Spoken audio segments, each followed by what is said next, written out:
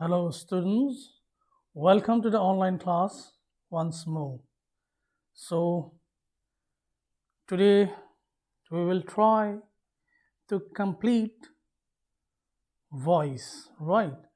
So, we have already given 4 classes for this topic.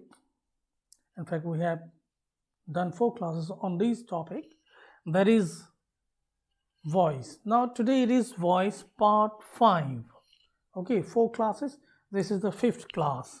So, part 5 and tense we have completed from present to past, then to future. In fact, if we see all the tenses completed and affirmative sentences in these tenses, negative sentences in these tenses completed, and today we are going to deal with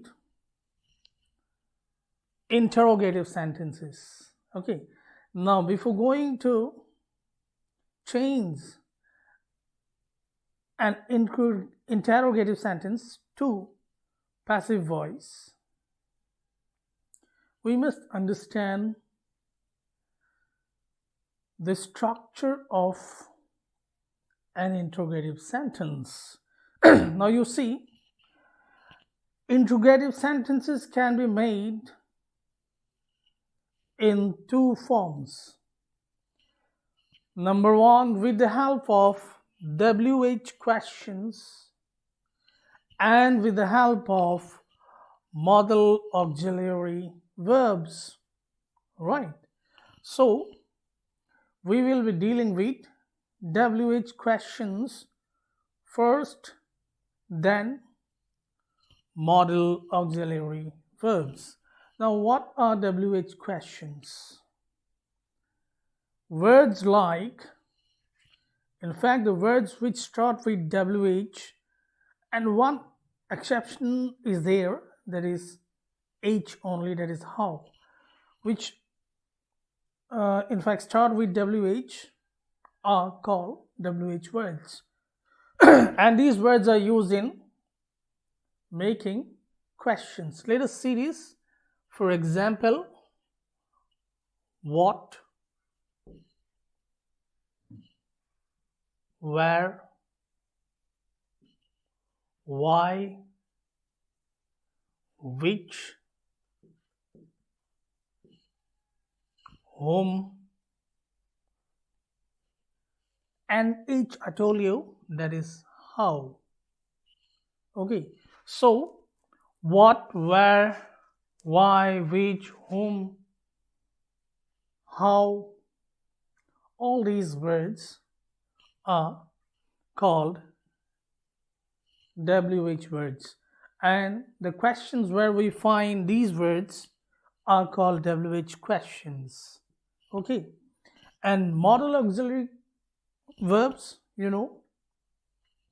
all the auxiliary verbs, whether they are be verbs, whether they are other types like is, are, am, was, were, has, have, had, shall, will, would, could, can, may, might, all these verbs are also used to form questions. For example, are you happy? Are is used here. In WH questions, we use these words. For example, what is your name? Right? Then, where are you going? Why do you do this? Which pen do you like? Whom do you want to meet? How was it done? So, in this way, we can form WH questions as well as questions with modal auxiliary verbs. Are you happy? Will you go there? Should I do this? Has it come? See, will, are, should, has, all these are what? Modal auxiliary verbs. So you can say also modal auxiliaries. We may not use these verbs, so you can say that. So sometimes modal auxiliaries and some people say modal auxiliary verbs. No difference, right? So we have come to know that questions can be made or framed in two forms. One is WH questions and the other modal auxiliary verbs. Now we will work on these two types of questions and try to change the voice. Okay, so I'll be just giving you how to do it, right? Let us take some examples. Okay, so students, I have written two sentences with WH words, right? And these are two questions. And what is the tense? The tense is in present indefinite tense. That means the tense is present indefinite and the sentence is in present indefinite tense. Let us see what we can do. I have tried to find the rule by converting it into passive voice. Now see, if you don't remember the rule, you can form the rule from the conversion. That is, if you convert the sentence into passive voice and put the things accordingly, you will have a rule. Now see, here it is. What does he like? Why does he like it? In both the sentences, if you see, you will find that it is WH word. Okay, if we try to change it into passive voice, what will it be? What is liked by him? Question. This is number one. And number two, why is it liked by him? Okay, so you see here what is there? WH is MR because it is in present indefinite tense, so is MR. Here I am using is because the object allows us to do so. What is liked by him? What does he like? Okay, then why does he like it? Why is it liked by him? So only we have to, do you remember the rules that was there in affirmative sentence? Same, but only you have to add WH here and the verbs before the object. Earlier we had object plus is MR, so and so forth. And now it is WH plus is MR plus object, then same, right? So this is the way to convert interrogative sentences in fact with interrogative sentences with WH words. Okay, now one thing more. This is an example I have given you for present indefinite tense. Similarly, you can do the same thing in fact in other tenses, right? If it is in present continuous tense, what will it be? What is he liking? Okay, what is he liking? So you have to change it to the present form. Do you remember the rule which was given for present continuous? What was it? Object plus is MR plus being plus V3 plus by plus subject in the objective form. Same case, only you have to put WH here. WH plus is am plus object plus being. Now see, if what is he doing? If it is present continuous tense, let us see what is he not doing. Sorry, it is liking. The verb is liking. So what will it be? What will it be? What will be the passive form? Can you tell me? Okay, try. Okay, let's see. What is being liked by him? This is him, then question mark. Okay, so what will be the rule for present continuous tense? WH, okay, plus this is I'm writing is MR also, plus being, okay, plus this is liked, V3, plus this is by, plus subject in objective form, in objective case, not form, case. So in this way you can change any WH question in any tense to passive voice. Only you have to follow the first rule. That is why I told you, let us learn from affirmative sentence. Affirmative sentence is the basis of other things, you know. From there we can move to continuous, other sentences, interrogative. Therefrom we can move to imperative and all other sentences. So in this way you can do WH questions. Now we are going to see the same thing in the other form of question, that is questions with modal auxiliary verbs. So I'm pausing here for just few minutes so that I can write something there. Okay, then we will continue it.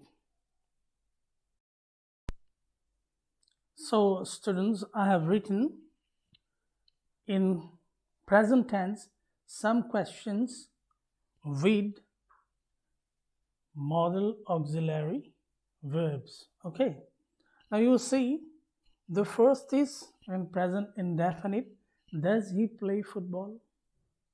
The second one is in present perfect, has he played football?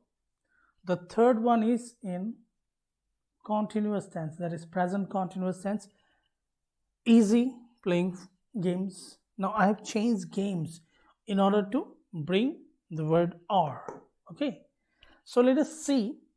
These are also questions. I told you these questions are not WH questions but questions with modal auxiliary verbs. Does he play football? Now this is the object. Okay, so object is in singular number, so we are using is here. Is football, that is object. If I write is MR, is MR, okay, it will be capital because it is a beginning word. Is MR. Let me write clearly. This is ARER. This is AM. Okay, is MR plus object is football, because it is singular I am writing is football played, V3, by, you know, by plus subject in objective case. So if you have a question with modal auxiliary verbs, not WH words, then you can change in this way. If it is in present indefinite tense, use is MR plus object plus V3 plus by plus him, and this question mark is very important. You must put the question mark at the end. Similarly, if it is in past tense, is am or will be changed into was were. Okay, right? And in future tense, will or shall, but there will be, as you have got it in. If you just look at the second class, I think if you just go through the second class, you will find the rules already I have given. If I repeat the rules, it will be a very long class, so I don't want to repeat that, right? So here in the second sentence, it is present perfect. Has he played football? Question mark. Has football been played by him? Now why have I used has? Because football is again here singular. If has he played games, have games been played by, right? So has, then object, then been is there, because in perfect tense we use been. In continuous tense we use being, B-E-I-N-G, being. Okay, has, object, has or have plus object plus been plus V3 and by him, and at last question mark, right? That is very important. Now let us go to the third form, that is continuous tense. Is he playing games? Now games, the object is games and it is in plural form, so we are going to write are games being played by him, right? Are games being played by him, this is plural, that is are. Games is object, being, because it is continuous, being played V3, by him, you know, by is there, him is the subject but in objective form. Then the question mark, very important, this is question mark. So we have, it's very easy, we have learned how to change interrogative sentences as well. Okay, so if you apply the same things, same rules in other tenses like past indefinite, past perfect, past continuous, only the auxiliary verbs will be changed, that is will become was, are will become were, has will become had. Okay, other things are same. And by now, see, we have already done 4 classes, and by now I understand, I feel in fact that you have understand how to change it. The only thing is that there are many forms, sentence of different kinds, sentences of different kinds, then tenses. So that is why we have multiple options here. If it is a sentence of affirmative in present tense, if it is a sentence of affirmative in present continuous tense, past or tenses, so tenses are there, and types of sentences also. So this is how we need to change interrogative sentences. Now only one type of sentence left, that is imperative sentence, right? Now in my next class I'm going to show you how you can change imperative sentences into passive or active. That means you can change the voice in imperative sentences. For it's now about 20 minutes, so let us stop here. In our next class we will complete voice by doing the last thing, that is imperative sentence. Okay, optative sentence, these are you know, wishes, these are wishes. So I wish I could be I wish I could be if I could be the president of America. I wish it is reached by me. See, so I wish is there, only that much is changed. I wish is what? It is in present indefinite. I wish I play. I go, so it is reached by me. So optative sentence is not that much difficult, you can do it. But imperative is important, because in imperative we have so many things. You see, request is there, suggestion is also there. Request and suggestion were not similar, but they go in the same. I'm sorry. Request and command. Request and command. Then we have suggestions and advice. Suggestions and advice, they go in a very similar way. And request and command, they're very important, right? So in imperative sentences, again we have subtypes. These subtypes are request, sentences having a request, sentences having commands or orders, sentences having suggestions, and sentences having advice. So we will be doing this in the next class. So till then, let's stop here. Okay, bye.